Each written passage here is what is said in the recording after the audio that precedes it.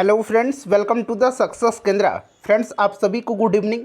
और फ्रेंड्स, रोज़ की भांति पहले आप एक बार जल्दी से सेशन को लाइक कर दीजिए और इसका लिंक किसी भी एक ग्रुप में जहाँ कहीं भी आप हैं, चाहे वह टेलीग्राम ग्रुप हो, फेसबुक ग्रुप हो या फिर व्हाट्सएप ग्रुप हो, वहाँ पर फटाफट शेयर कर दीजिए। देखिए फ्रेंड्स, आज का जो सेशन है बिहार पुलिस कांस्टेबल की जो भर्ती 21,391 पदों पर होनी है, जिसका एग्ज़ाम जो है 1, 7 और 15 अक्टूबर 2023 को लिया जाएगा। उसके लिए बड़ा ही इम्पॉर्टेंट सेशन है, बड़ा ही खास सेशन है। जैसे आप जानते हैं कि इस बार बिहार पुलिस का एग्ज़ाम जो है क्लास 10th लेवल पर आधारित होगा। क्लियर है फ्रेंड्स। और देखिए, आज इस सेशन में हम लोग CSBC के द्वारा, या CSBC जो है बिहार पुलिस कांस्टेबल का एग्ज़ाम कंडक्ट करवाती है। तो CSBC के द्वारा अभी इसी साल 14 मई 2023 को जो पेपर लिया गया था, ये भी क्लास 10th लेवल पर ही आधारित था। इसमें जितने भी प्रश्न पूछे गए हैं उनको आज इस सेशन में हम डिस्कस करने वाले हैं। तो बड़ा ही इम्पॉर्टेंट सेशन है। क्लास 10th लेवल का जो पैटर्न है एग्ज़ाम का, उसका आपको आइडिया लग जाएगा। तो फ्रेंड्स, जल्दी से एक बार सभी लोग सेशन को लाइक कर दीजिए और इसका लिंक किसी भी एक ग्रुप में फटाक से शेयर कर दीजिए। देखिए फ्रेंड्स, आज ही मैंने आपको फुल मॉक टेस्ट कराया हुआ है। अगर आपने नहीं देखा है तो एक बार लगा लीजिए उस मॉक टेस्ट को। बड़ा ही महत्वपूर्ण प्रश्न उसमें शामिल किए गए हैं। चलिए सेशन आज का स्टार्ट करते हैं। सभी लोग एक बार सेशन को लाइक कर देंगे जल्दी से। फ्रेंड्स, सभी लोग अपना वीडियो क्वालिटी बढ़ा करके 360 पर कर लीजिए। आपको थोड़ा सा धुंधला दिखाई दे रहा होगा, इसका कारण यह है कि यह इमेज है, यह PDF नहीं है, तो थोड़ा सा जूम करने पर यह धुंधला दिखाई दे रहा है। तो आप थोड़ा सा वीडियो क्वालिटी को बढ़ा लीजिए। और देखिए, आज जो हम लोग क्वेश्चन पेपर कवर कर रहे हैं, यह इसी साल पूछा गया है CSBC के द्वारा। CSBC के द्वारा जो बिहार पुलिस कांस्टेबल का एग्ज़ाम कंडक्ट करवाती है, उसके द्वारा 14 मई 2023 को यह प्रश्न जो है पूछा गया है। सभी लोग एक बार फ्रेंड्स जल्दी से सेशन को लाइक कर दीजिए। आपसे मैं अनुरोध कर रहा हूं कि सेशन को फटाफट लाइक कर दीजिए सभी लोग। चलिए पहला प्रश्न पढ़ेंगे। पहला प्रश्न ही गणित का प्रश्न है। देखिए, जब किसी संख्या में से 35 घटाया जाता है तो वह घट करके खुद का 80% हो जाती है। उस संख्या का 4/5 क्या होगा? तो देखिए, इसको हम लोग कैसे सॉल्व करेंगे, आप भी सॉल्व करने का प्रयास करिए। देखिए, संख्या जो है, जब किसी संख्या, इस संख्या को हम x मान लेते हैं, इसमें से 35 घटाया जाता है तो यह संख्या घट करके खुद का 80% हो जाती है। खुद का यह 80% हो जाती है। अब हम इसको सॉल्व कर लेंगे तो देखिए, एक जीरो से यहाँ पर एक जीरो कैंसिल हो जाएगा। ये आपका हो जाएगा x - 35 = 8x/10 हो जाएगा। अब यहाँ पर हम लोग क्रॉस मल्टीप्लिकेशन कर देंगे। तो यहाँ पर देखिएगा, क्रॉस मल्टीप्लिकेशन करेंगे तो ये 10x हो जाएगा और ये 350 हो जाएगा, -350 = इधर देखिए कितना होगा, तो इधर जो है यहाँ पर आपका 8x हो जाएगा। अब फर्दर इसको सॉल्व करेंगे तो ये 8x इधर आएगा, तो 10 में से 8 जाएगा तो ये 2x बच जाएगा, और ये इधर माइनस में है तो इधर प्लस में 350 चला जाएगा। तो x = कितना हो जाएगा, 350/2 हो जाएगा। 350/2 हो जाएगा। ठीक है, ध्यान रखिएगा, 350/2 होगा। अब कह रहा है कि उस संख्या का, ये संख्या कितना निकल गया, x जो हमने माना था 350/2। अब कह रहा है, याद रखिएगा, 350/2 हो गया। अब कह रहा है कि उस संख्या का 4/5 क्या है। तो 4/5 यहाँ पर देखिए, 5 × 7 = 35 हो जाएगा, ये 70 हो गया, और 2 दूना 4 हो जाएगा, यानी कि 70 दूना 140 इसका राइट आंसर हो जाएगा। आप भी एक बार सॉल्व करिए, और मेरा आंसर अगर गलत है तो आप बता सकते हैं कि मैंने गलती किया है, मैं उसको सुधार लूँगा। ठीक है, थोड़ा सा गणित मेरा कमज़ोर है तो आप लोग थोड़ा सा सहयोग करिएगा। चलिए सभी लोग एक बार सेशन को लाइक कर दीजिए। दूसरा प्रश्न है, ये प्रश्न जो है क्लास 10th लेवल पर आधारित है। 10th लेवल पर आधारित एग्ज़ाम हुआ था 14 मई 2023 को, इसी साल लिया गया है, 3-4 महीने पहले। ठीक है, चलिए, एक जोकर ने 7 सेंटीमीटर त्रिज्या वाला एवं 15 सेंटीमीटर ऊंचाई वाला शंकु आकार का टोपी पहना है। किस प्रकार का टोपी पहना हुआ है, तो यह शंकु आकार का टोपी है। इस तरह का यह टोपी है। ठीक है, कह रहा है कि इसकी ऊंचाई जो है कितनी है, 15 है। ठीक है, और इसका त्रिज्या 7 है। तो कह रहा है कि टोपी का आयतन क्या होगा, यानी कि शंकु का आयतन पूछा जा रहा है। तो शंकु का आयतन का फॉर्मूला अगर आपको याद होगा, शंकु का आयतन = होता है 1/3 πh/r² होता है। अब यहाँ पर देखिए 1/3 पाई का मान हम 22/60 यहाँ पर पुट कर लेंगे। h जो है यहाँ पर देखिए 15 है, और r जो है r स्क्वायर है, तो 7 गुना 7 हो जाएगा, 7 का स्क्वायर। देखिए एक साथ से एक साथ इधर का कैंसिल हो गया, 3 पचे 15 हो गया। अब देखिए 22 गुना 7 पचे 35, जब इसको आप गुना कर देंगे 22 गुना 35 को, तो ये कितना निकल के आ जाएगा, 770 हो जाएगा, 770 यहाँ पर हो जाएगा। ठीक है, चलिए अगला प्रश्न कर लेंगे। अगला प्रश्न देखिएगा, x प्लस 1/x, इस तरह से लिखा गया x plus 1/x equal to 2 है। तो कह रहा है कि x का पावर 4 प्लस 1/x का पावर 4 इक्वल टू क्या होगा। अब यहाँ पर थोड़ा सा कॉमन सेंस अप्लाई करिए। देखिए ये राइट हैंड साइड में 2 दिया गया, अगर हम x की वैल्यू 1 पुट कर देते हैं, यहाँ पर 1 कर देंगे तो कितना आ जाएगा, तो 1 प्लस 1/1 इक्वल टू 2 ही तो होता है, यानी कि x का वैल्यू 1 सेटिस्फाइड हो रहा है यहाँ पर। ठीक है, तो यहाँ पर अगर हम x की वैल्यू 1 रखते हैं तो भी तो ये 2 ही आंसर आएगा ना, इसीलिए ऑप्शन सी जो होगा 2 इसका करेक्ट आंसर हो जाएगा। फ्रेंड्स आप सभी लोगों से मैं अनुरोध कर रहा हूँ कि आज वाला जो फुल मॉक टेस्ट मैंने कराया हुआ है, दिन में 1 बजे मैंने कराया था, उसको आप ज़रूर देख लीजिएगा। करंट अफेयर्स का 2023 का 100 महत्वपूर्ण प्रश्न मैंने कवर कराया हुआ है, वो भी देख लीजिएगा। हिंदी का मैंने आपको एक वीडियो कवर कराया हुआ था जिसमें आपको तरीका बताया था कि कहाँ से पढ़ना है, जिसमें गद और पद वाला सेक्शन आपका कवर हो जाएगा। जैसे पूछा जाता है कि यह किसकी रचना है, यह रचना किस प्रकार की है, यात्रा वृत्तांत है, संस्मरण है या फिर क्या है, तो वो तरीका मैंने आपको बताया था। तो हिंदी वाला भी वीडियो देख लीजिएगा। देखिए सबका लिंक डिस्क्रिप्शन में आपको मिल जाएगा, या फिर चैनल पर चले जाइए, बिहार पुलिस वाला प्लेलिस्ट में ओपन करिए और सभी वीडियोज़ आपको मिल जाएंगे। चलिए कह रहा है कि अगला प्रश्न चौथा है कि एक 20 लीटर मिश्रण में दूध एवं पानी का अनुपात 3:1 है, उस मिश्रण में पानी का अनुपात आपसे पूछा जा रहा है। तो ये भी थोड़ा सा अगर कॉमन सेंस लगाएंगे तो ईजिली बन जाएगा। कह रहा है कि पानी का इसमें मात्रा, पानी का मात्रा आपको निकालना है। ठीक है, तो मान लीजिए पानी का यहाँ पर क्या है, 1 दिया गया है, मिश्रण क्या है 3:1, यानी कि ये 4 हो जाएगा, और टोटल 20 लीटर है, तो 4 पचे 20 यानी कि 5 लीटर पानी का मिश्रण है, इसमें 5 लीटर करेक्ट आंसर हो जाएगा। अब देखिए कैसे मैंने आपको बता दिया, देखिए 3:1 में है, तो यानी कि यह टोटल 20 लीटर है, तो इसमें 5 लीटर अगर पानी है तो बचा 15 लीटर, तो देखिए 5 गुना 3 15, 5 20, यानी कि टोटल ये 20 लीटर है। ठीक है, चलिए अगला प्रश्न कर लीजिए। चलिए देखिए क्वेश्चन नंबर 5 है।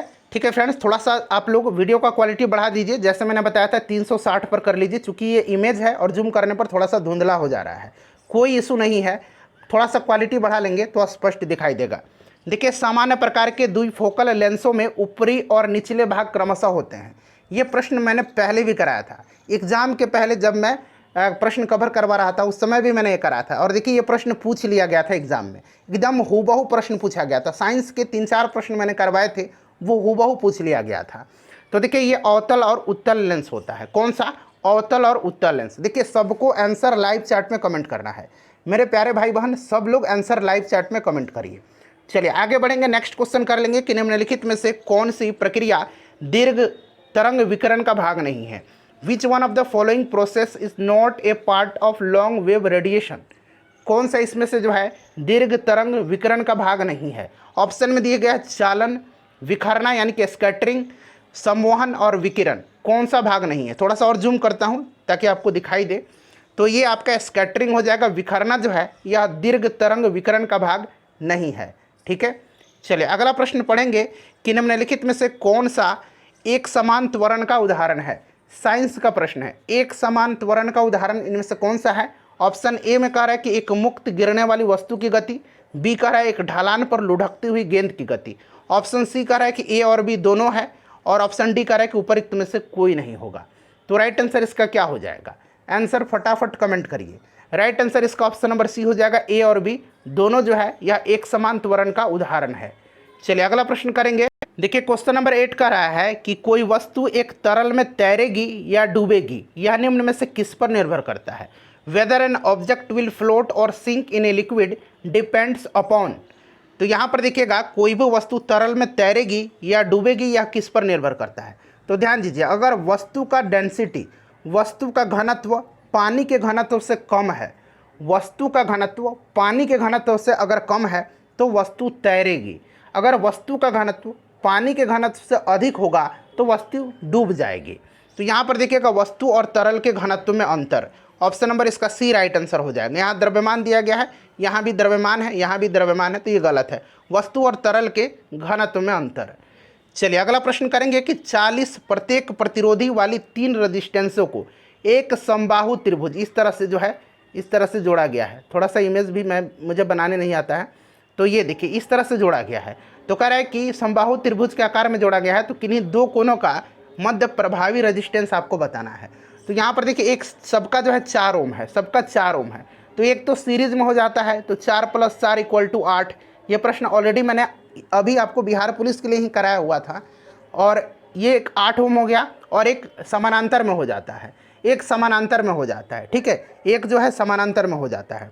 तो 1 समानांतर वाला क्या होगा, 1/8 हो जाएगा, और एक 1/4 हो जाएगा। इसका एलसीएम 8 हो जाएगा, तो 1 + 2 हो जाएगा, यानी कि ये 3/8 हो जाएगा। 1/r = है ये 3/8, तो r = कितना हो जाएगा, 8/3 हो जाएगा। ये उलट जाएगा तो 8/3 ओम हो जाएगा ऑप्शन नंबर बी में। क्लियर है। चलिए आगे बढ़ते हैं, नेक्स्ट क्वेश्चन करेंगे कि ध्वनि तरंगे किसमें सबसे तेज गति से चलती है। ध्वनि निर्वात में गमन नहीं करती है, इस बात को ध्यान रखिएगा, क्योंकि ध्वनि को गमन करने के लिए माध्यम की आवश्यकता होती है, और निर्वात में कोई भी माध्यम नहीं होता है। तो वैक्यूम तो खत्म हो गया, ठीक है। आपने पढ़ा भी कि ठोस में ध्वनि का वेग सबसे ज़्यादा होता है, तो यहाँ पर देखिएगा ठोस इसका राइट आंसर हो जाएगा। चलिए आगे बढ़ते हैं, अगला प्रश्न करेंगे। देखिए क्वेश्चन नंबर 11 का रहा है कि आर्यों का मूल निवास कहाँ था। चलिए आर्यों के मूल निवास कहाँ था। चूँकि इनके निवास स्थान के बारे में थोड़ा सा मतभेद है, लेकिन इनका मूल निवास जो था ये यूरोप था। ये यूरोप से मध्य एशिया है, फिर उस तरह से होते हुए भारत पहुँचे थे, ठीक है। तो यहाँ पर यूरोप माइनर मेरे ख्याल से इसका राइट आंसर होगा, क्योंकि यही ऑथेंटिक आंसर है, यूरोप माइनर, ठीक है। अगर डाउट है तो आप फर्दर आप इसको रीचेक कर लीजिए एक बार, लेकिन यूरोप माइनर ही इसका राइट आंसर हो जाएगा, यूरोप करेक्ट आंसर है, ठीक है। चलिए उसके बाद देखिएगा कि भारत के ग्रैंड ओल्ड मैन के रूप में किसे जाना जाता है।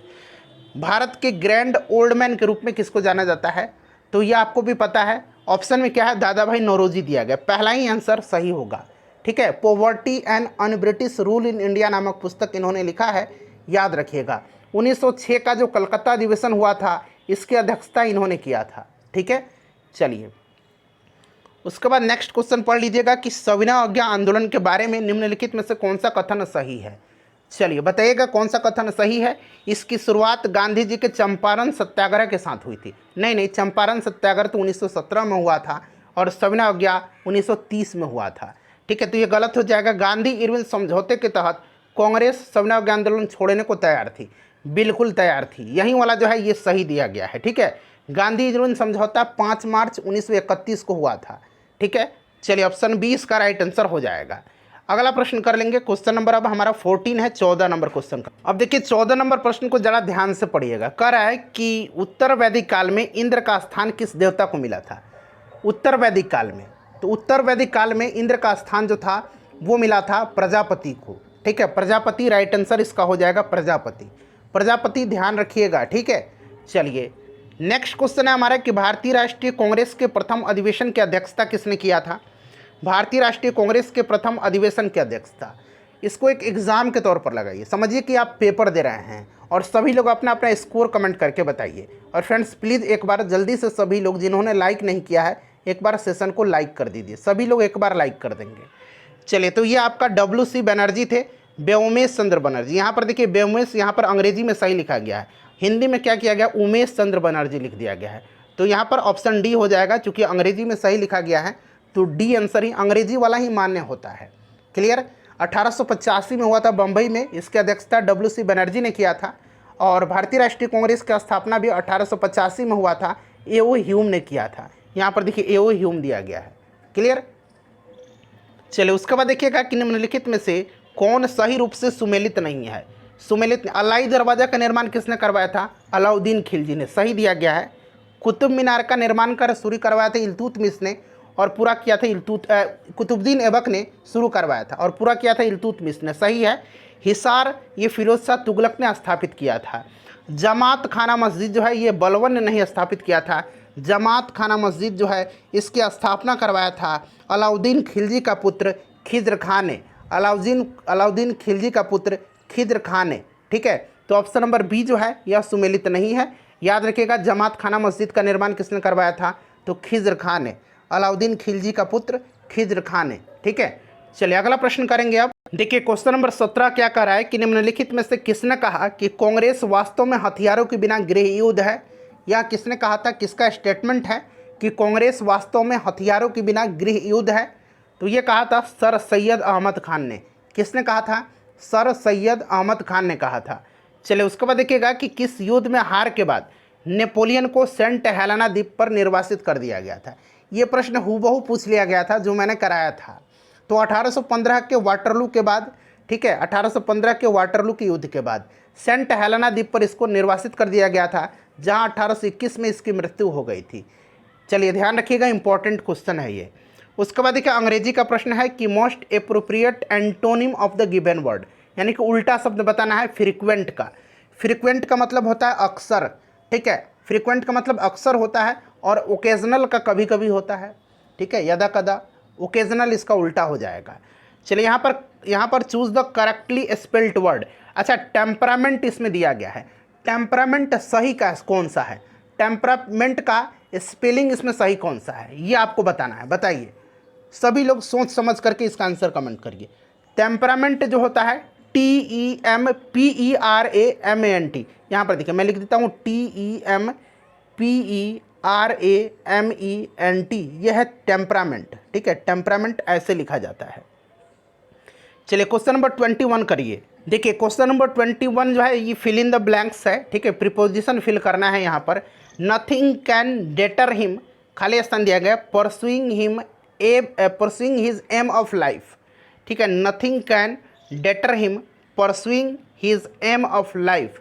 बताइए, nothing can deter him, from होगा यहाँ, from pursuing his aim of life, ठीक है।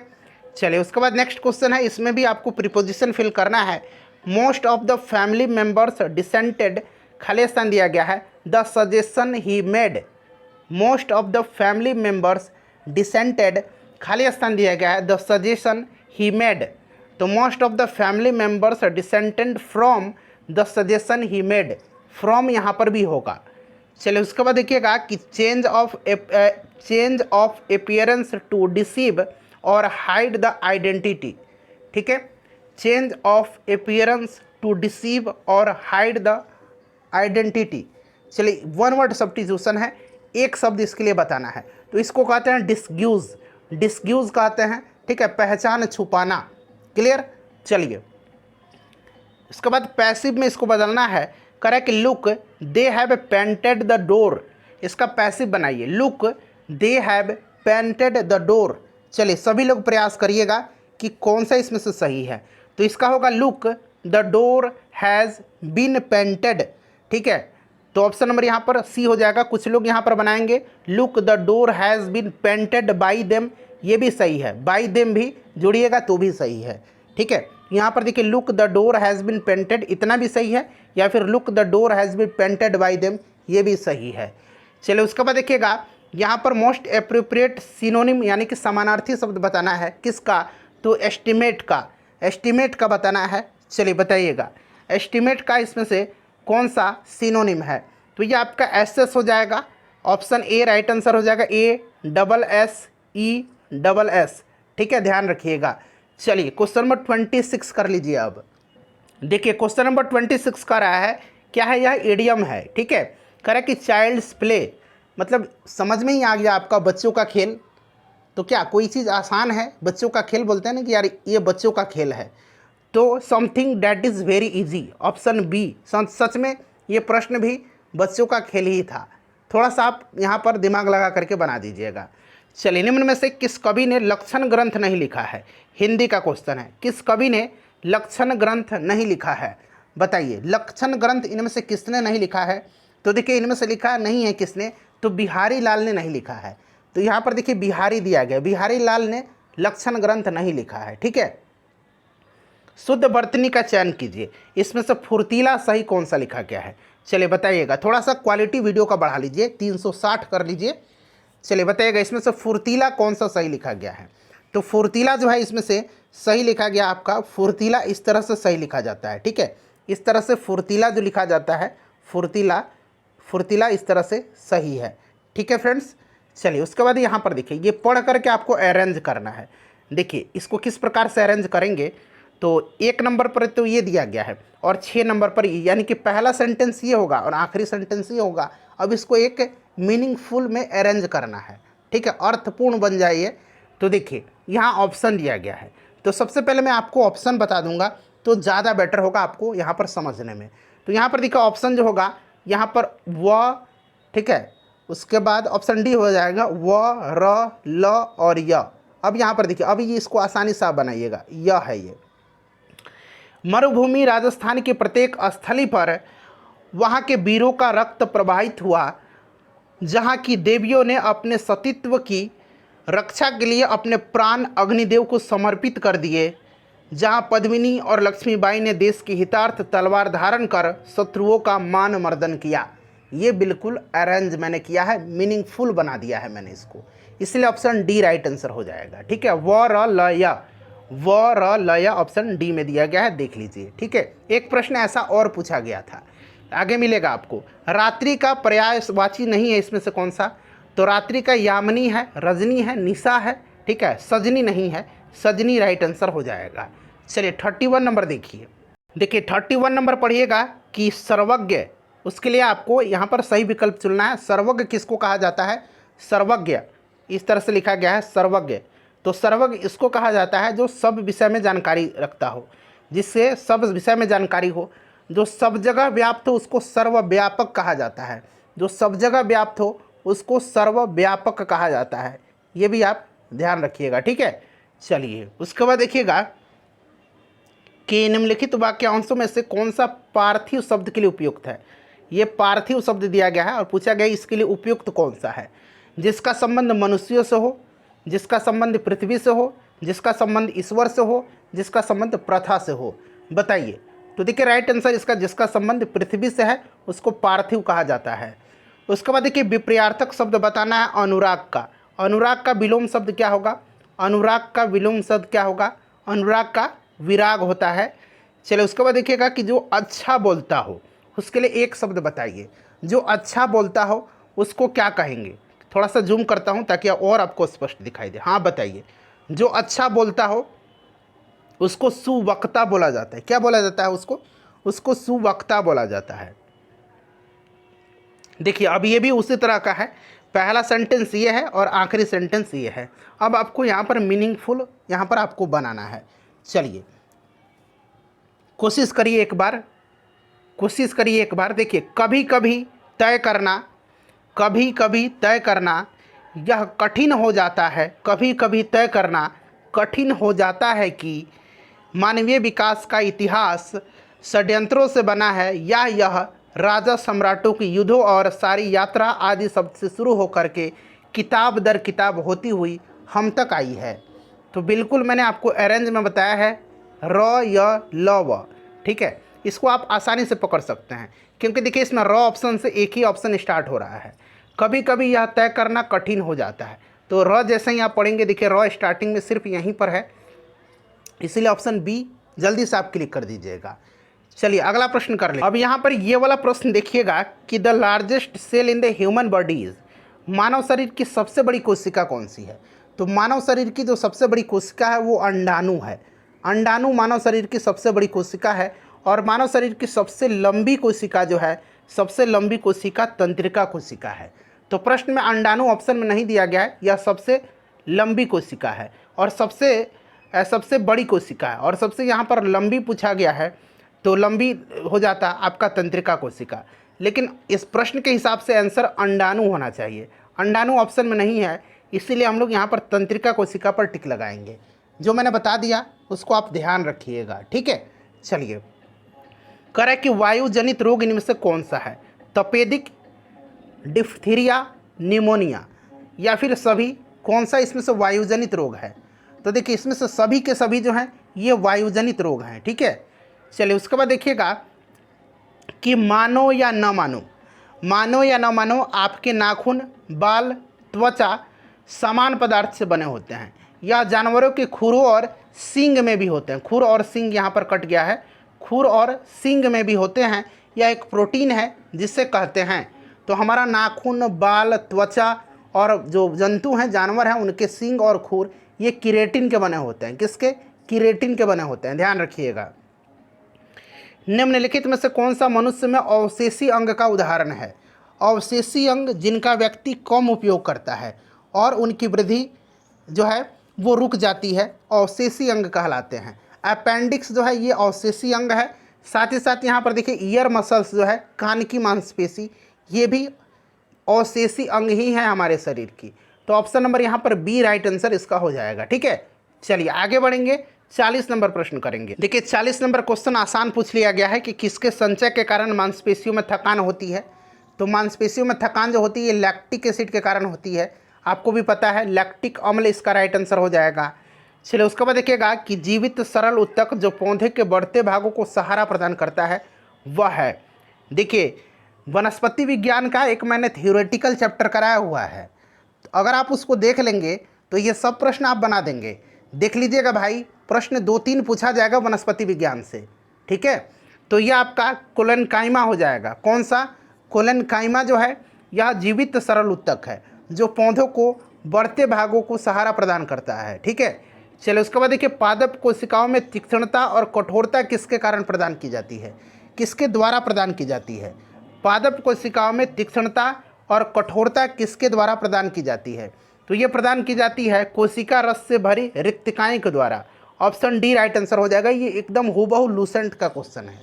ठीक है, चलिए आगे बढ़ेंगे, नेक्स्ट क्वेश्चन कर लेंगे कि निम्नलिखित में से कौन सा ऊतक, देखिए ये तीनों जंतु विज्ञान से ही पूछे गए, वनस्पति विज्ञान से।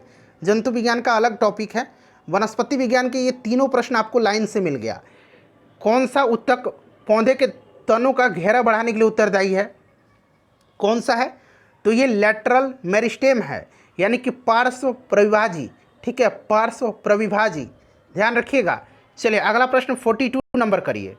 चलिए नेक्स्ट क्वेश्चन 44 है, चूँकि हमने 43 किया था, गलती से मैंने 42 बोल दिया था आपको। 43 के बाद 44 है कि समुद्र के पानी से नमक को अलग करने के लिए निम्नलिखित में से किस विधि का उपयोग किया जाता है?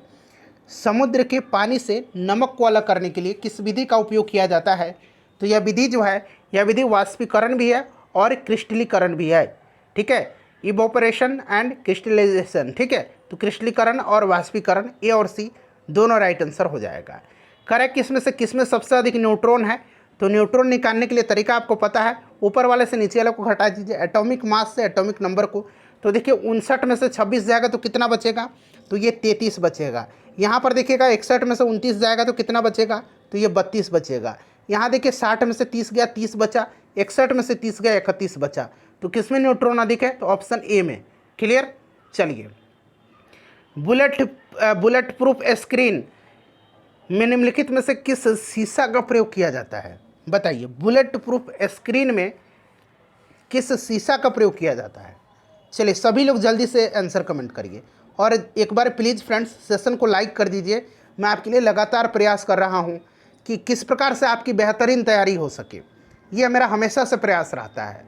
चलिए तो यह आपका कौन सा कांच हो जाएगा? रीइंफोर्स्ड कांच हो जाएगा। रीइंफोर्स्ड कांच यानी कि प्रबलित ग्लास। ठीक है, याद रखिएगा। चलिए कह रहा है कि एक तत्व X है, उसका परमाणु क्रमांक 16 है। अच्छा, परमाणु क्रमांक 16 किसका होता है पहले आप बता दीजिए। तो ये सल्फर का 16 होता है। सल्फर का 16 होता है। तो अब बताइए कि सल्फर क्या है? धातु है, अधातु है, उपधातु है, क्या है? तो यह एक अधातु है, नॉन मेटल है। ठीक है, अधातु है, ध्यान रखिएगा। चलिए आगे बढ़ेंगे, 48 नंबर करेंगे। देखिए 48 नंबर प्रश्न खड़ा है कि कार्बन टेट्राक्लोराइड और पानी के मिश्रण को अलग करने के लिए निम्न में से किस तकनीक का उपयोग किया जाता है? कार्बन टेट्राक्लोराइड और पानी के मिश्रण को अलग करने के लिए किस तकनीक का उपयोग किया जाता है? बताइए यह कौन सी तकनीक है?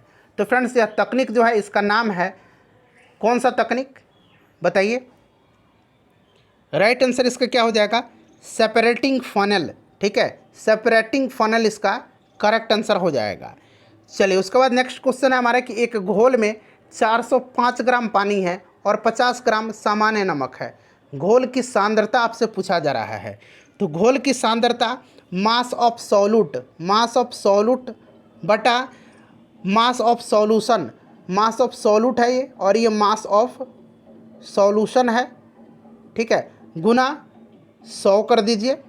ठीक है, अब यहाँ पर देखिए, यहाँ पर जो है, यहाँ पर आप देख सकते हैं फ्रेंड्स, मास ऑफ यहाँ पर सॉल्यूट कितना है? तो मास ऑफ सॉल्यूट 50 है, ठीक है। सॉल्वेंट कितना है, तो सॉल्वेंट यहाँ पर 450 है, तो 450 प्लस 50 कर दीजिए, तो ये 500 हो जाएगा टोटल मास ऑफ सॉल्यूशन, ठीक है। तो घोल की सांद्रता पूछ रहा है, तो 50/500, ये 500 हो जाएगा गुना 100, तो देखिए 2 0 से 2 0 कट जाएगा, 5 दहियाँ 10 50 हो जाएगा, यानी कि 10% इसका करेक्ट आंसर हो जाएगा। चलिए आगे बढ़ते हैं कि वर्मी कंपोस्ट होता है, वर्मी कंपोस्ट होता है, बताइए, एक अकार्बनिक उर्वरक, एक विषैला पदार्थ, एक जैविक जैव उर्वरक, एक कृत्रिम उर्वरक, बताइए वर्मी कंपोस्ट क्या है। तो फ्रेंड्स यह एक ऑर्गेनिक बायो फर्टिलाइजर है, ठीक है। चलिए उसके बाद देखिएगा कि निम्नलिखित प्रश्न में से दिए गए विकल्पों में से संबंधित शब्द का चयन करिए। वनस्पति विज्ञान में पौधे का अध्ययन होता है, तो कीट विज्ञान में किसका होगा, तो यहाँ पर कीड़ा दिया गया है, सीधे से बात है। यहाँ पर देखिए एंटोमोलॉजी, अंग्रेजी में भी लिखा गया है, कीटों का अध्ययन एंटोमोलॉजी कहलाता है, ये मैंने आपको पढ़ाया भी है। चलिए आगे बढ़ें। अब यहाँ पर देखिए ये प्रश्न रीजनिंग का क्वेश्चन आ गया है, कह रहा है कि निम्नलिखित जानकारी को ध्यान से पढ़िए और दिए गए प्रश्न का उत्तर दीजिए। कह रहा है कि 8 मित्र हैं, LMPQRST भी, और क्या हुए हैं कि ये केंद्र की ओर मुंह करके वृत्त पर बैठे हुए, यानी कि ये वृत्त हो गया। 8 फ्रेंड है, मैं पहले से ही 8 आपको बना देता हूँ, ठीक है। चलिए 8 दोस्त हो गए, केंद्र की ओर, सेंटर की ओर मुंह करके सब लोग बैठे हुए हैं, इस तरफ मुंह करके बैठे हुए हैं सब लोग, ठीक है। अब प्रश्न को ज़रा ध्यान से पढ़िएगा। देखिए कह रहा है यहाँ से कि LM के दाएं तीसरे स्थान पर बैठा है। L जो है, L ये मान लीजिए यहाँ पर M बैठा हुआ है, L जो है M के दाएं तीसरे नंबर पर, तो दाएं इस साइड होगा 1 2 3, यहाँ की यहाँ पर L बैठा हुआ है, ठीक है। अब कह रहा है कि LP के बाएं दूसरे स्थान पर है, LP के बाएं, L अब P का बाएं इधर होगा, क्योंकि केंद्र की तरफ मुंह है, तो LP के बाएं दूसरे नंबर पर है, ठीक है। देखिए सेटिस्फाइड हो रहा है यहाँ तक। R और S एक दूसरे के पास बैठे हुए हैं, R और S जो हैं ये एक दूसरे के पास बैठे हुए हैं, R और S बिल्कुल अगल बगल में बैठे हुए हैं, ये भी हो गया। और इनमें से कोई भी L का निकटतम पड़ोसी नहीं, यानी कि R और S आपस बैठे हुए हैं लेकिन L के पास नहीं बैठे हुए। तो देखिए L के पास ये बिल्कुल नहीं बैठे हैं, चूँकि L यहाँ पर है। उसके बाद कह रहा है Q T के दाएँ दूसरे तरफ है, Q जो है यहाँ पर बैठा हुआ है और T मान लीजिए यहाँ पर है, T के दाएँ दूसरे ओर है। क्लियर हो गया। अब कह रहा है कि VS के दाएं दूसरे स्थान पर है। अब ये बचा V, और देखिए सेटिस्फाइड ऑलरेडी हो गया, S के दाएं दूसरे स्थान पर है, हो गया ना सेटिस्फाइड। तो इस तरह से दिमाग अस्थिर करके आप इसको सॉल्व करिएगा, ठीक है।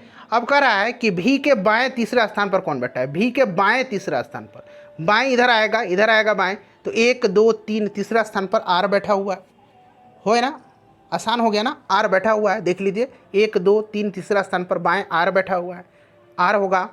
चलिए उसके बाद देखिएगा कि ज्ञात करिए कि निम्नलिखित कौन सी अक्षर श्रृंखला दिए गए नियम का पालन करती है। श्रृंखला में संलग्न अक्षरों का मध्य लुप्त अक्षरों की संख्या क्रमिक सम संख्या होगी, ठीक है। अब यहाँ पर थोड़ा सा आप ध्यान दीजिएगा।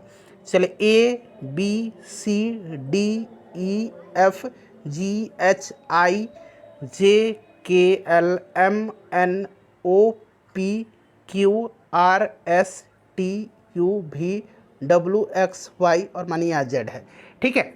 अब देखिए यहाँ पर देखिए सम संख्या 2 का, तो फिर यहाँ पर A छूट गया, ठीक है, यहाँ पर छोड़ दीजिए, तो अब 2 के बाद 4 होगा, 1 2 3 4, यहाँ पर 4 हो गया, मतलब ये।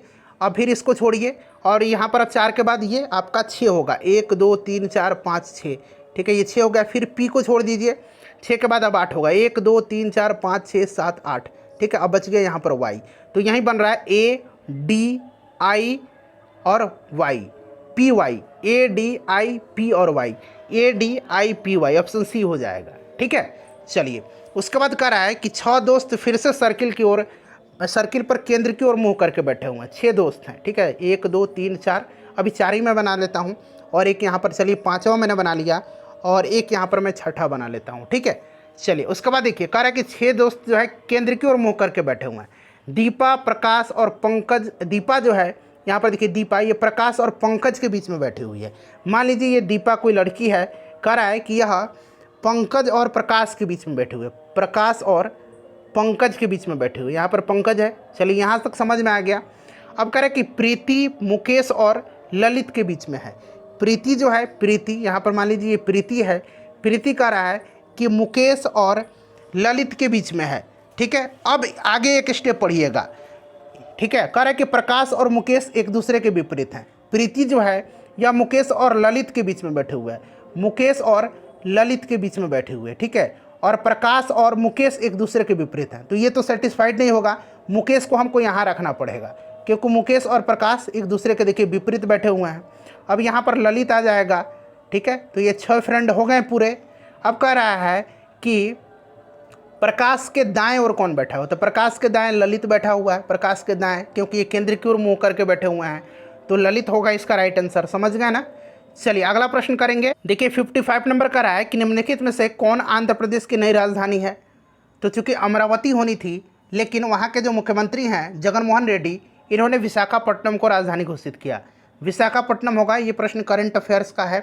ठीक है, उसके बाद देखिए बिहार सरकार ने गरीबी हटाने के लिए कौन सी योजना चालू की है। तो देखिए लाडली बहना तो आपको याद है ना, कहाँ की योजना, जरा कमेंट करिए। करंट वाला में मैंने कराया था। बिहार सरकार ने गरीबी हटाने के लिए जो है जीविका योजना चलाया है, और बिहार में यह वर्ल्ड बैंक की सहायता से चलाया जा रहा है जीविका योजना। चलिए उसके बाद देखिएगा कि किस भारतीय निशानबाज ने ISSF राइफल पिस्तौल विश्व कप 2023 में 10 मीटर एयर पिस्तौल प्रतियोगिता में स्वर्ण पदक जीता है। तो ये कौन है फ्रेंड्स। करंट वाला क्वेश्चन अगर आप देख लीजिएगा, जो 100 महत्वपूर्ण प्रश्न मैंने कराए हैं, तो सारा कुछ क्लियर हो जाएगा। तो ये सरबजोत सिंह है। ठीक है, ये प्रश्न मैंने करा दिया था। 75वें गणतंत्र दिवस, अब ये यहाँ पर सुधार करिएगा, ये 75वां नहीं था, इस साल ये 74वां गणतंत्र दिवस था। 75वां 2024 में मनाया जाएगा। ठीक है, 74वें गणतंत्र दिवस परेड में किस राज्य की झांकी को प्रथम पुरस्कार मिला था। चलिए जल्दी से आंसर कमेंट करिए। तो ये उत्तराखंड की झांकी को, और इसमें मुख्य अतिथि कौन थे, मिस्र के राष्ट्रपति अब्देल फतेह अल सीसी थे। चलिए क्वेश्चन नंबर अब हम लोग 59 करेंगे। चलिए 59 नंबर देखिएगा कि who invented optical fibre. Optical fibre का आविष्कार किसने किया।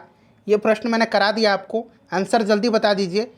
नरेंद्र कापानी ने किया था। ठीक है, चलिए उसके बाद देखिएगा कि 1 ग्राम यूरेनियम लगभग कितने समान ऊर्जा का उत्पादन करेगा।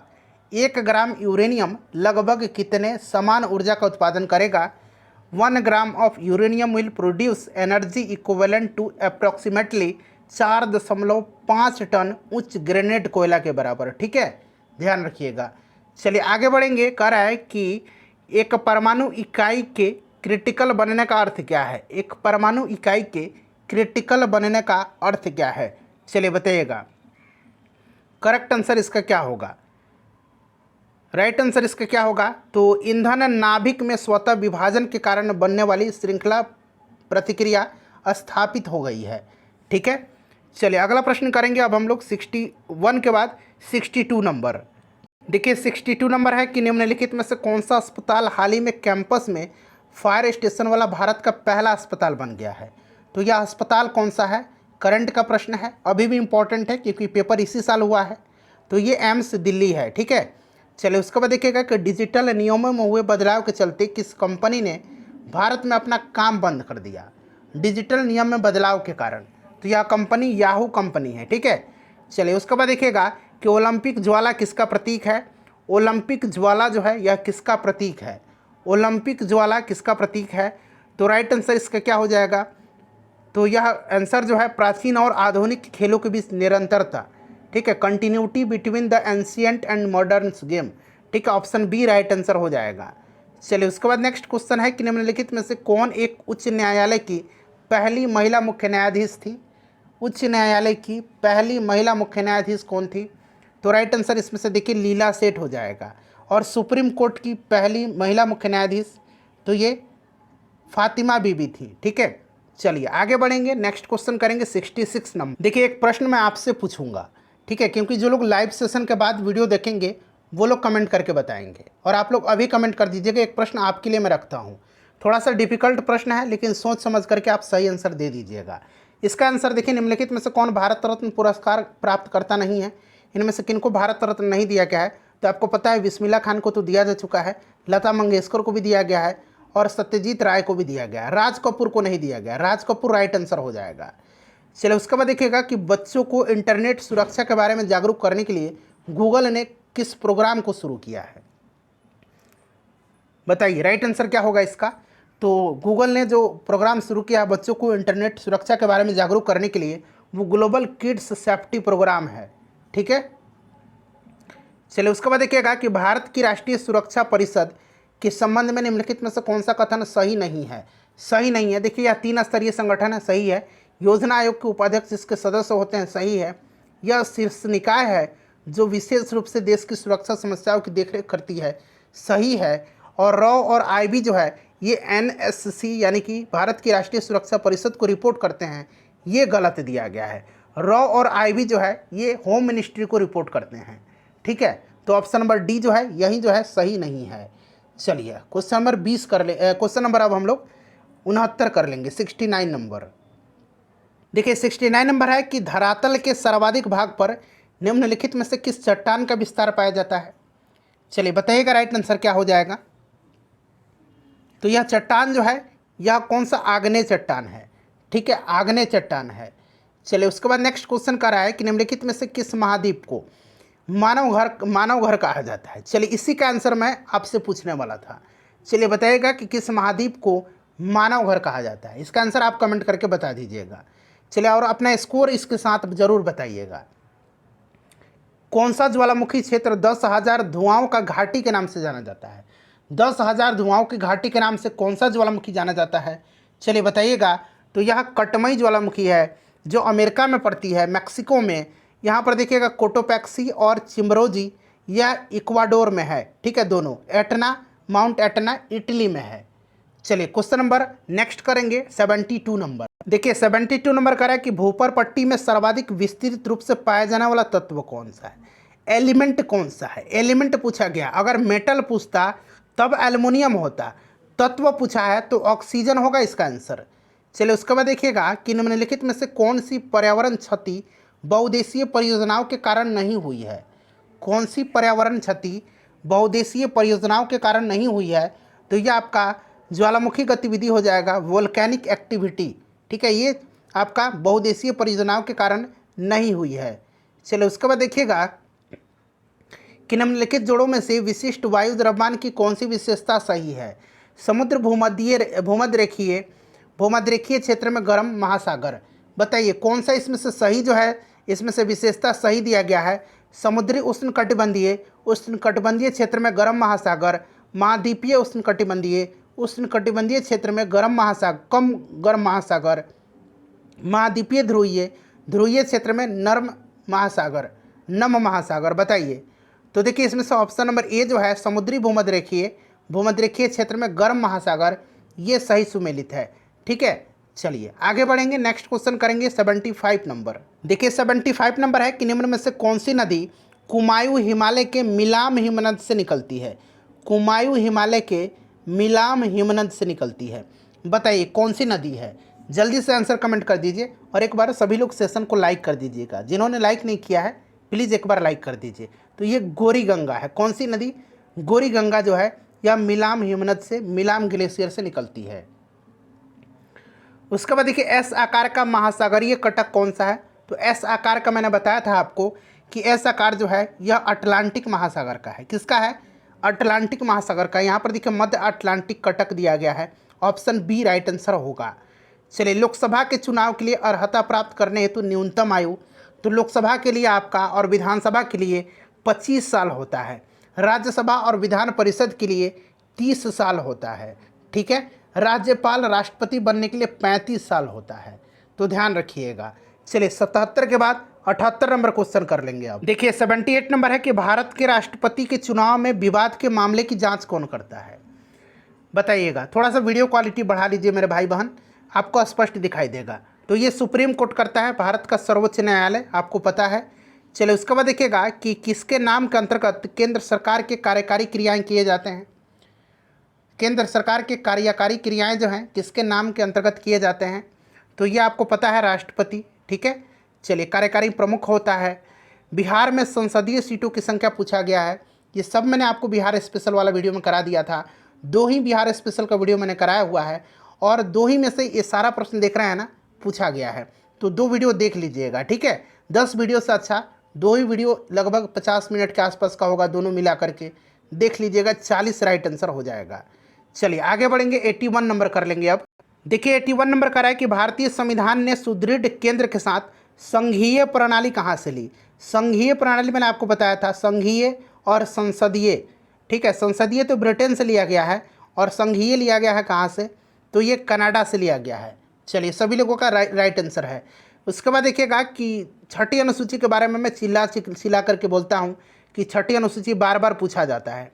देखिए भारतीय संविधान की छठी अनुसूची किन 4 राज्यों में अनुसूचित क्षेत्रों और अनुसूचित जनजातियों के प्रशासन और नियंत्रण से संबंधित है, तो बताइए कौन से ये राज्य हैं 4, जल्दी से बताइए। तो ये 4 राज्य हैं असम, मेघालय, त्रिपुरा और मिजोरम। असम, मेघालय, त्रिपुरा और Mizoram. Option B right answer हो जाएगा, असम, मेघालय, त्रिपुरा और मिजोरम। ठीक है, चलिए उसके बाद नेक्स्ट क्वेश्चन करेंगे कि भारतीय संविधान में संयुक्त सूची, अंग्रेजी में देखिएगा, यहाँ पर देखिएगा द कनकरेंट लिस्ट, ठीक है, किसके संविधान से ली गई है। संयुक्त सूची, समवर्ती सूची की बात की जा रही है, तो इजीली आपको अब याद आ गया, ऑस्ट्रेलिया से ली गई है। ठीक है, चलिए आगे बढ़ते हैं, 84 नंबर क्वेश्चन करेंगे अब। देखिए 84 नंबर का रहा है कि भारत में कितने उच्च न्यायालयों का एक से अधिक राज्यों, केंद्र शासित प्रदेश को छोड़ना है, केंद्र शासित प्रदेश को नहीं जोड़ना है, केंद्र शासित प्रदेश को छोड़ करके पर अधिकार क्षेत्र है। कितने उच्च न्यायालयों का एक से अधिक राज्यों पर अधिकार क्षेत्र है, एक से अधिक राज्य पर, यानी एक से अधिक राज्य के लिए उच्च न्यायालय। तो ये मात्र कितने उच्च न्यायालय हैं, कौन कौन से हैं, तो देखिए ये गुवाहाटी है, बम्बई हाई कोर्ट है और पंजाब का है। ठीक है, पंजाब और हरियाणा का। ठीक है, तो ये मात्र 3 हैं केंद्र शासित प्रदेश को छोड़ करके। चलिए उसके बाद देखिएगा कि भारत के संपूर्ण क्षेत्र में स्वतंत्र रूप से आने वाले अधिकार भारत के संविधान के किसके अंतर्गत एक मौलिक अधिकार है। भारत के संपूर्ण क्षेत्र में स्वतंत्र रूप से आने जाने का अधिकार। ठीक है, तो ये आपको पता है आर्टिकल 19(1) के अंतर्गत यह स्वतंत्रता का अधिकार है। ठीक है, चलिए भारतीय संविधान के किस अनुच्छेद में कानून की नियत प्रक्रिया का सिद्धांत सम्मिलित है। नियत प्रक्रिया का सिद्धांत सम्मिलित है किस अनुच्छेद में, चलिए जरा बताइए सभी लोग कमेंट करके आंसर। तो फ्रेंड्स ये आपका अनुच्छेद 21 है। ठीक है, अनुच्छेद 21 में है। चलिए उसके बाद देखिएगा कि राष्ट्रीय आय समान है, राष्ट्रीय आय समान है, तो राष्ट्रीय आय समान है बाजार मूल्य पर शुद्ध राष्ट्रीय उत्पाद का, बाजार मूल्य पर शुद्ध राष्ट्रीय उत्पाद। ठीक है, ऑप्शन सी इसका राइट आंसर हो जाएगा। चलिए अगला प्रश्न करेंगे 88 नंबर। देखिए 88 नंबर का रहा है कि भारत ने मिश्रित अर्थव्यवस्था को चुना संविधान के निर्माण के लिए, द्वितीय पंचवर्षीय योजना के लिए, 1948 की औद्योगिक नीति के लिए, या उपयुक्त में से कोई नहीं, बताइए। तो देखिए फ्रेंड्स राइट आंसर इसका ऑप्शन नंबर सी हो जाएगा, 1948 की औद्योगिक नीति के लिए। मिश्रित अर्थव्यवस्था है हमारे देश में, ध्यान रखिएगा। चलिए उसके बाद देखिएगा कि भारत में सर्वाधिक राजस्व प्राप्ति होता है किस प्रकार के कर से, भारत में सर्वाधिक राजस्व प्राप्त होता है बताइएगा। तो ये एक्साइज ड्यूटी से प्राप्त होता है, यानी कि उत्पाद शुल्क से। ठीक है, चलिए उसके बाद देखिएगा कि what is meant by public goods, यानी कि सार्वजनिक वस्तु का क्या अर्थ है, सार्वजनिक वस्तु का क्या अर्थ है, चलिए जरा बताइए राइट आंसर इसका क्या हो जाएगा। तो देखिए एक वस्तु जिसका लाभ अविभाज्य रूप से पूरे समुदाय को लाभ पहुंचाता है, यानी कि इसका राइट आंसर ऑप्शन नंबर यहाँ पर देखेंगे तो बी करेक्ट आंसर हो जाएगा। एक वस्तु जिसका लाभ अविभाज्य रूप से पूरे समुदाय को लाभ पहुंचाता है। चलिए उसके बाद नेक्स्ट क्वेश्चन 91 नंबर कर लेंगे। देखिए 91 नंबर है कि निम्नलिखित में से कौन मानव विकास सूचकांक HDI ह्यूमन डेवलपमेंट इंडेक्स का एक घटक नहीं है। इसमें से कौन सा HDI का घटक नहीं है, चलिए बताइएगा। तो देखिए इसमें से घटक नहीं होगा आपका कौन सा, तो हेल्थ एंड न्यूट्रिशन, यानी कि स्वास्थ्य और पोषण नहीं है, ध्यान रखिएगा। डाउट है तो आप सर्च कर सकते हैं कहीं भी अगर आपको डाउट है तो। चलिए उसके बाद देखिए भारत में वाणिज्यिक बैंकिंग प्रणाली है, भारत में वाणिज्यिक बैंकिंग प्रणाली है, तो यह एक प्रकार की मिक्स्ड जो है बैंकिंग है, यानी कि मिश्रित बैंकिंग हो जाएगा, मिक्स्ड बैंकिंग है। ठीक है, याद रखिएगा। चलिए उसके बाद देखिएगा कि निम्न में से कौन कृषि मूल्य समर्थन कार्यक्रम का एक उदाहरण है, निम्नलिखित में से कौन कृषि मूल्य समर्थन कार्यक्रम का एक उदाहरण है, तो ये आपका इसमें से हो जाएगा प्राइस फ्लोर। ठीक है, प्राइस फ्लोर इसका करेक्ट आंसर हो जाएगा। ठीक है, प्राइस फ्लोर। चलिए अगला प्रश्न कर लेंगे अब। चलिए देखिए 94 नंबर है कि केंद्रीय बजट के संदर्भ में निम्नलिखित में से कौन गैर योजना व्यय के अंतर्गत आता है। गैर योजना व्यय के अंतर्गत। अब ये यूपीएससी लेवल का प्रश्न है, इसमें आप क्या कर सकते हैं। बिहार पुलिस है, बोलता है 10th लेवल और पूछ लेता है कहीं से भी। तो देखिए इसमें से आपका सारा हो जाएगा रक्षा व्यय, भुगतान, ब्याज भुगतान, वेतन और पेंशन और सब्सिडी। तो 1 2 3 4 इसका राइट आंसर हो जाएगा। इस तरह के प्रश्न के लिए आप कुछ नहीं कर सकते हैं। देखिए 5% ब्याज की दर से निवेश की गई राशि उसके मूल्य के 50% की वृद्धि करने में कितना देर लगेगा। मान लीजिए आप 100 है अभी, यह आपका क्या मूलधन, और 50% यानी कि 150 हो जाएगा। ये ब्याज का अंतर कितना, मतलब ब्याज कितना हो गया, तो ब्याज 50 हो गया, मूलधन 100 है, टाइम n मान लीजिए, यहाँ दर दिया गया है रेट 5% बटा 100 कर दीजिए, 100 से 100 कट जाएगा, n इक्वल टू हो जाएगा 50/5, ये 5 इधर आ जाएगा, तो यानी कि 10 वर्ष इसका राइट आंसर हो जाएगा। सिंपल है। चलिए आगे बढ़ते हैं। अब देखिए 96 नंबर का है कि पी और क्यू का औसत मासिक आय जो है ये 5050 रुपया है। पी और क्यू का अब यहाँ पर मासिक आय औसत है तो ये दोगुना हो जाएगा, मतलब 5050 गुना हम लोग इसको 2 कर देंगे, ठीक है। उसी प्रकार से क्यू और आर का दिया गया है, तो कितना है क्यू और आर का, तो यहाँ पर देखेंगे आप, तो क्यू और आर का 6250 दिया गया है, इसको 2 से गुना कर देंगे। फिर यहाँ पर आप देखेंगे कि पी और आर का जो है कितना दिया गया है, तो 5200 दिया गया है, फिर इसको हम दोगुना कर देंगे। अब इसको हम यहाँ पर जोड़ेंगे जब सबको, तो यानी कि पी प्लस यहाँ पर सब 2 आ जाएगा, ठीक है। यहाँ पर 2 कॉमन ले लेंगे, P plus Q plus R equal to कितना आ जाएगा। तो फ्रेंड्स इन सबको पहले गुना कर दीजिए, ठीक है। इसको गुना करके पहले जोड़ लीजिएगा, मैंने जोड़ लिया है, मैं आपको तरीका बता देता हूँ। तो फ्रेंड्स ये 33,000 आ जाएगा, 33,000 आ जाएगा। यहाँ बटा 2 है तो ये नीचे 2 जाएगा, तो P plus Q plus R equal to कितना हो जाएगा, 33,000/2 यानी कि 16,500 हो जाएगा। इतना समझ में आ गया। अब कह रहे हैं कि पी का मासिक वेतन, तो पी का निकालने के लिए हमको क्यू आर में से घटा देना है। तो क्यू आर का यहाँ पर मैंने बताया था, Q plus R equal to कितना होगा, तो ये दुगुना होगा 6250 गुना 2, तो 6200 कितना हो जाएगा, 6250 और 6250, ठीक है। जोड़ लीजिए 0 0 5 5 10 2 2 4 1 5 6 6 12 यानी कि 1250, ठीक है। घटा दीजिएगा तो 1250 और 1650 यानी कि 4000 हो जाएगा घटाने पर। तो 4000 जो होगा ये आपका पी का हो जाएगा मासिक आय, तो 4000 हो जाएगा। क्लियर। चलिए उसके बाद देखिएगा कि यदि समानांतर श्रेणी में 3 संख्याओं का योगफल 9 है और उसका गुणनफल 14 है, योगफल 9 है, तो देखिए 6 2 4 6 4 10 नहीं, 5 3 8 1 9 सही है, लेकिन गुणनफल जो है यहाँ पर देखिए हो रहा है क्या, 24 नहीं हो रहा है। इसका 5 गुना 1 हो जाएगा 5 या 15, ये वाला होगा। देखिए 3 और 2 5 4 9 और 3 दूना 6, ठीक है, और चौका 24, ये वाला जो है ऑप्शन डी राइट होगा। चलिए उसके बाद देखिएगा कि व्यक्ति ने किसी वस्तु को 3600 रुपये में बेचा, 20% का लाभ होता है। 3150 रुपये में बेचने पर क्या लाभ होगा। तो यहाँ पर आसान है, थोड़ा सा आप भी मेहनत कीजिए। यहाँ पर सीपी मैं निकाल के बता देता हूँ, सीपी मैं सीधे बता देता हूँ कितना आएगा। तो सीपी 3000 रुपये आ जाएगा। अब 3000 रुपये जब सीपी आ गया तो 3150 में बेच रहा है, यानी कि इसको 150 रुपये का लाभ हुआ। तो आपको उसमें लाभ कितना प्रतिशत में बताना है। तो लाभ प्रतिशत बराबर लाभ बटा सीपी 3000 गुना 100, तो 2 0 से 2 0 1 0 से 1 0 3 5 15 यानी कि 5% राइट आंसर हो जाएगा। सिर्फ आपको यहाँ से सीपी निकाल लेना है, जो कि बहुत ही आसान है, फॉर्मूला पर पुट करके आप निकाल लीजिएगा। चलिए लास्ट क्वेश्चन है, 99 नंबर है, लास्ट नहीं है। अब यहाँ पर देखिएगा पूछ रहा है कि इसमें से कौन सा जो है फिट नहीं हो रहा है इस पैटर्न में, कौन से इसमें से पैटर्न में फिट नहीं हो रहा है, मिस फिट है। देखिए कैसे करना है। यहाँ पर आप देखेंगे तो ये देखिए 56 7 गुना 8 यानी कि 8 7 56 हुआ। अब यहाँ पर देखिए ये बढ़ रहा है, अब ये 8 गुना 9 हो जाएगा 72। फिर अभी क्या होगा, 9 गुना 10 हो जाएगा, 9 गुना 10 90, ठीक है। अब यहाँ पर देखिए 10 गुना 11 हो जाएगा 110, ठीक है। अब ये 11 गुना 12 हो जाएगा इक्वल टू 132। अब ये 12 गुना 13 हो जाएगा, जो कि 12 गुना 13 कितना होना चाहिए, 3 गुना 6 156 होना चाहिए, और दिया कितना गया 154, यही मिसफिट है, ठीक है। तो ऑप्शन डी हो जाएगा 154 इसका करेक्ट आंसर हो जाएगा। सभी लोग अपना स्कोर बताइएगा, ईमानदारी से बताइएगा, और सेशन को लाइक कर दीजिए और इसको शेयर कर दीजिए। चलिए इसका आंसर मैं सीधे आपको बता देता हूँ, ऑप्शन नंबर यहाँ पर जो होगा इसका सी करेक्ट आंसर हो जाएगा।